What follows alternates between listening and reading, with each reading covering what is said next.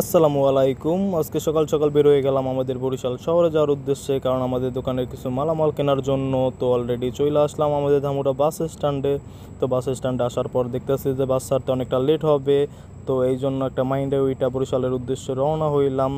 তো অলরেডি চলে আসলাম আমাদের সানুয়ার বাস স্ট্যান্ডে, ঢাকা টু বরিশাল মহাসড়কে। তো ভিডিওটা শেষ পর্যন্ত দেখেন আর সাথেই থাকেন।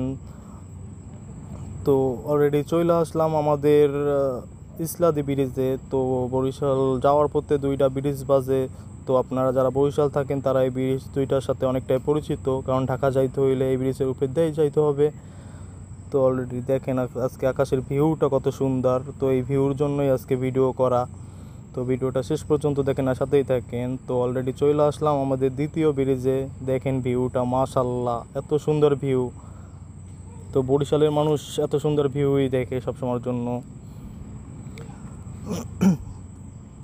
তো অলরেডি চলে আসলাম আমাদের বরিশাল শহরে। তো বরিশাল শহরে চলে আসার পরে আমি এখন সিএনজি স্ট্যান্ডে যাব। তো সিএনজি স্ট্যান্ডে যাওয়ার পর সিএনজিতে উইটা বরিশাল সদরে যাওয়ার উদ্দেশ্যে রওনা হব। তো অলরেডি সিএনজিতে উইটা আমি বরিশাল সদরে যাওয়ার উদ্দেশ্যে রওনা হইলাম। তো অলরেডি আমি বিএম কলেজের সামনে থেকে যাইতেছি। তো চলে আসলাম বিবি পুষ্কনির পাড়, এখানে নামলাম। তো নামার পরে এখন দোকানের মাল জিনিস কিনবো।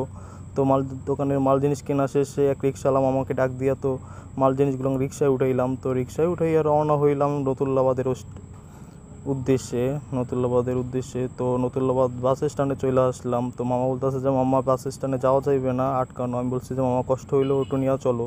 তো আসার পরেই বাস পাইলাম সাথে সাথে। তো বাস ওইটা বাড়ির দিকে রওনা